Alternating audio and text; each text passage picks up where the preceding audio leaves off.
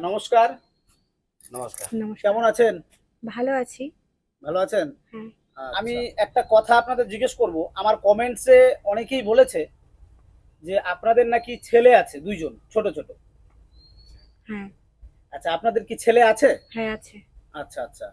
তো আপনার ছেলেরা কি এখানে থাকে না? না, কোথায় থাকে ওরা? ওই বাড়িতে থাকে। কোন বাড়ি?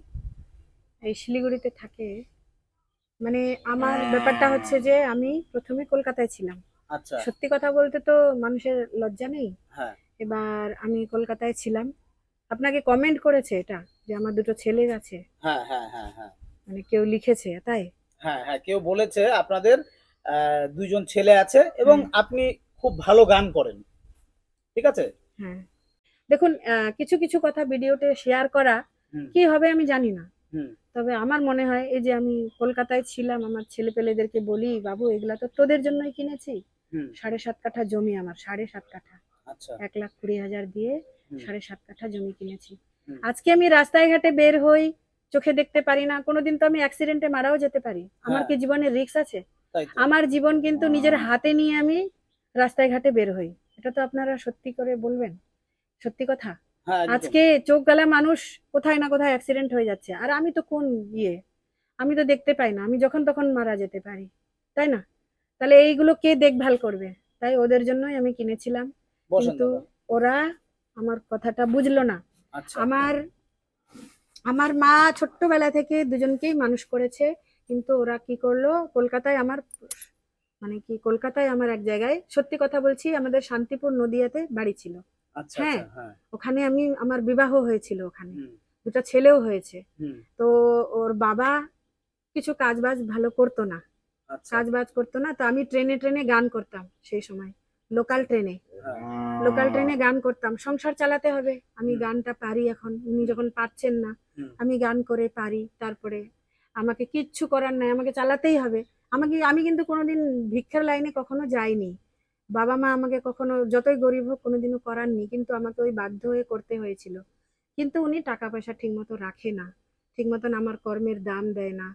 আমাকে ঠিকমতো দেখভাল করে না। আমার মাকে নিয়েও রেখেছিলাম আমাদের বাড়িতে অনেকদিন। আমার বাবুদেরকে মানুষ করার জন্য। ছোট্ট, ছোট্ট বাচ্চা আ রেখে আমি চলে যেতাম কাজে। তবু উনি আমাকে ঠিকমতো নিয়ে করল না। তখন আমি বললাম, "তাহলে এখানে তো শান্তিপুরে তো আমার জমি কিনা সম্ভব না। হুম, আমার অত টাকা কোথায় পাবো? আমার তো হুম, সামান্য কিছু টাকা।" হুম, তাই না? হুম। এবার উনি মানবেন না। উনি বলছে, "এইগুলা টাকা তুলে এনে তুই এখানে জমি কেন" বা ওখানে যদি আমি টাকাটা নিয়ে যেতাম তাহলে কিন্তু উনি যেভাবে হোক, যে করে হোক, যেভাবে হোক উনি যেভাবে খরচা করে ফালতু লটারি কেটে এটা করে, ওটা করে যা করে উম খরচা হয়ে যেত। হুম, এবার আমার মাকে কিন্তু উনি দেখতো না। উনি আমার মাকে দেখতো না। এবার আমার মায়ের জন্য আমি শ্বশুরবাড়ি ত্যাগ করে এখানে এসেছি। আর আমি বলেছি, "তোমরা এখানেই থাকবা। আচ্ছা। তোমাদের তো নিজস্ব জমি নাই। হ্যাঁ, আমি জমি কিনেছি। তোমার তো কাজ করতে হবে না। তুমি হুম, এখানেই হুম। থাকবা। আমরা লটারি বেচবো বা যেকোনো করে থাকবো।" ওরা কিন্তু আমাকে বুঝলো না। আচ্ছা, ওরা আচ্ছা, আসলোও না, আচ্ছা। থাকলোও না। একদিন আমার ছেলেকে আমি এখানেই স্কুল ভর্তি করাইছিলাম কামাখাগুড়িতে। হুম, কামাখাগুড়ি স্কুলে ভর্তি করাইছি।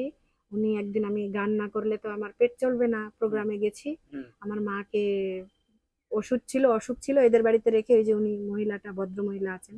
হুম, উনি সব জানেন। হুম। তো আমি রেখে চলে গেছি গানে। ও এসে বাচ্চাকে চুরি করে নিয়ে চলে গেছে ওখানে। আমি জানিই না। ও মানে এখানেই বাচ্চাগুলো থাকতো? আমার ছোটটা বাচ্চাকে আমি ছোটকে এখানে ছোট রেখেছিলাম। যে বাচ্চাটা এইখানে বয়স। আচ্ছা, আচ্ছা, ছোট বাচ্চাটা এখানেই থাকতো? হ্যাঁ, তো আচ্ছা, আপনি স্কুলে মানে কোথায় গেছিলেন?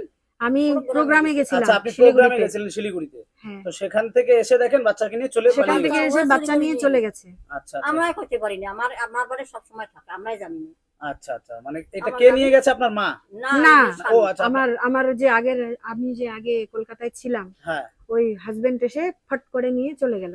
আচ্ছা, আমার আচ্ছা, সঙ্গে মানে আমার কাছে রাখবেন না। কিন্তু ওনার কিন্তু করে খাওয়ানোর মতো ক্ষমতা নেই। আচ্ছা, আমার আচ্ছা। কাছে কিন্তু আমি ঠিকমতো যত্ন করে রাখছিলাম। সাইকেল কিনে দিয়েছিলাম স্কুলে যাওয়ার জন্য। হুম, হুম, বই, পুস্তক সব কিনে দিয়েছিলাম। হুম, হুম। এইবার উনি যখন নিয়ে চলে গেল, আমার মা বেশি করে হার্ট ফেল হয়ে গেল। আমি আচ্ছা, কিন্তু একা পড়ে গেলাম। আর কেউ নেই আমার সাথে। হ্যাঁ, উনি আমার মাকে দেখে গেছেন বিছানায় পড়া। তাহলে ওনার উচিত ছিল ২-৩ দিন থাকুক। আমি প্রোগ্রাম করে আসি। তারপরে বোঝাপড়া করে তারপরে কি হবে পরের প্রশ্ন। হুম, কি করলো উনি, সঙ্গে সঙ্গে মাকে অসুস্থ রেখে বাচ্চা নিয়ে চলে গেল।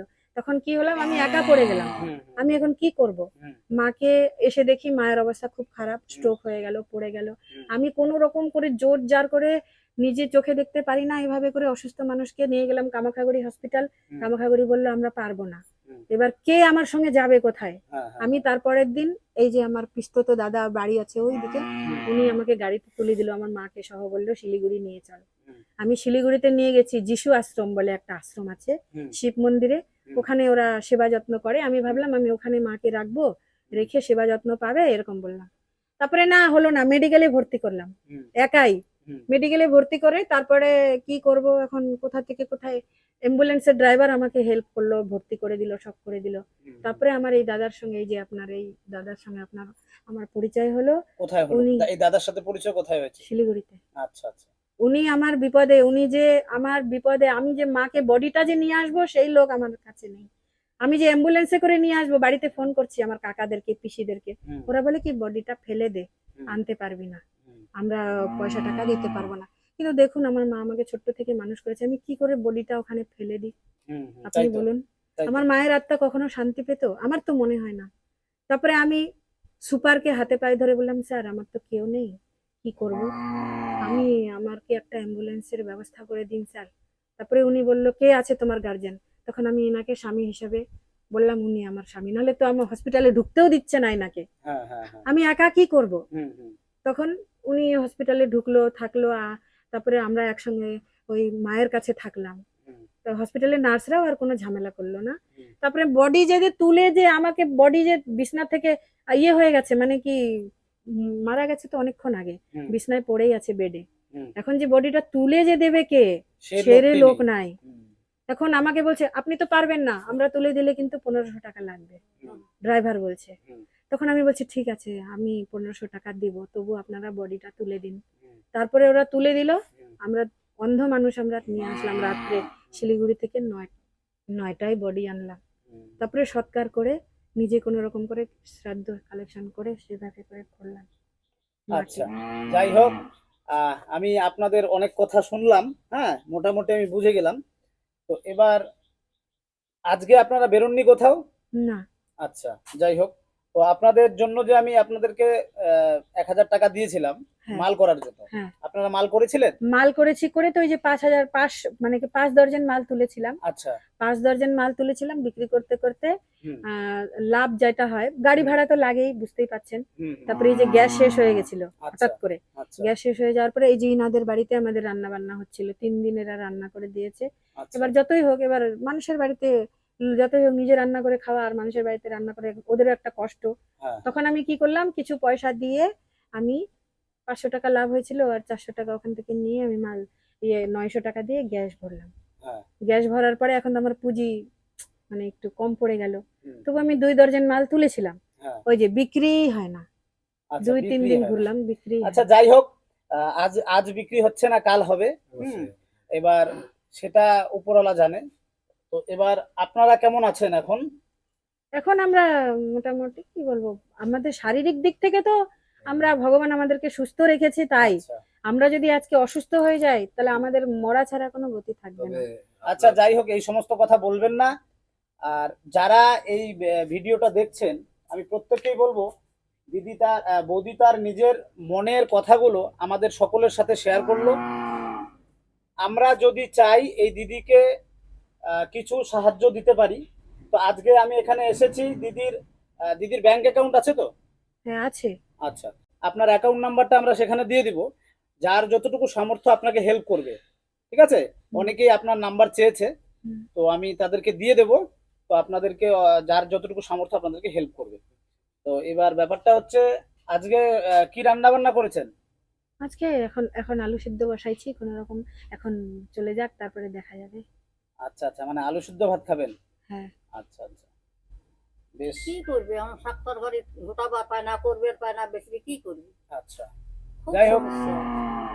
তো এবার আমি আপনাকে আজকে, আপনাদের কি মানে ঘরে কোনো কিছু মানে নেই, এমন কোনো জিনিস আছে যে ঘরে নেই? আমাদের অ্যাকচুয়ালি সবজি, তারপরে এই যে রেশন যে পাই মাত্র হ্যাঁ, 5 কেজি চাল 5 পাই। কেজি চাউল দেয়। 5 কেজি চাল। এবার আমার মায়ের নামটা কাটেনি, আচ্ছা আমার কিন্তু মায়ের নাম কাটেনি। আমি যখন বলি আমার মায়ের নামটা তো কাটেননি, তাহলে আমাকে মায়ের 5 কেজি আর আমার 5 কেজি দিন, হুম, তখন দেয় না। হুম, যখন আমি যাই তখন রেশন কার্ডটা যখন দেই, তখন আমি যখন মাল রিসিভ করি হুম, তখন 5 কেজি মাল আনি, কিন্তু হুম। যখন আমার মোবাইলে মেসেজ আসে তখন 10 তখন কিন্তু কেজি 10 কেজি। হ্যাঁ, তাহলে ওরা 5 কেজি মায়েরটা করে 5 খেয়ে কেজি নিয়ে নিচ্ছে, নেয়। 5 কেজিটা মায়ের নামটা খেয়ে নিচ্ছে। তাহলে আপনারা যদি আমাকে 5 কেজি না দেন, তাহলে আমার মার নামটা কেটে দিন, তাহলে তো আমি আবদার করি না। তাহলে কি 5 কেজি চাল দিয়ে কি দিতে অবস্থা মানুষের যুগের, আজকে চলে। সমাজের কি অবস্থা, মানে মানুষ বলে যে অন্ধ ওনারা কত কষ্ট করে চলছে, সেটাও মানুষ চোখে দেখে না। তো কি যুগ পড়েছে। যাই হোক, আজকে আমি আপনার এখানে আসলাম। আমার আমি অনেকদিন থেকে ভাবছি যে কত তাড়াতাড়ি আপনাদের এখানে আমি আসতে পারি। তো যাই হোক, আমি চলে আসছি। আর আজকে আমি আপনাদেরকে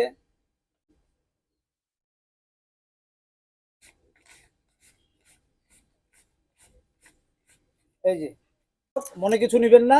না না, মনে হ্যাঁ, এই যে আমি 1000 টাকা আজকেও দিলাম।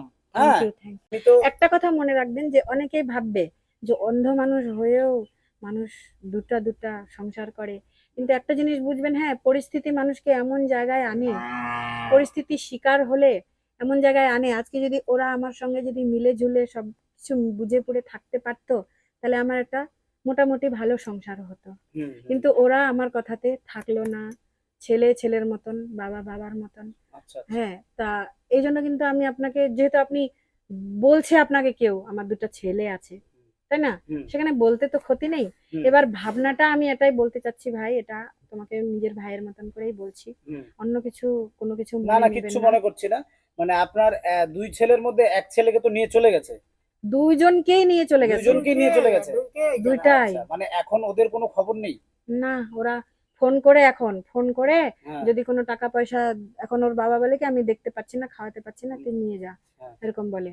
আর ওরা বলে কি আমরা আসবো না, আমাদের এখানেই ভালো। ওই যে শাসন, আমরা এখানে শাসন করে তো, হুম, ওরা ওই শাসন পছন্দ পছন্দ করে করে না। না।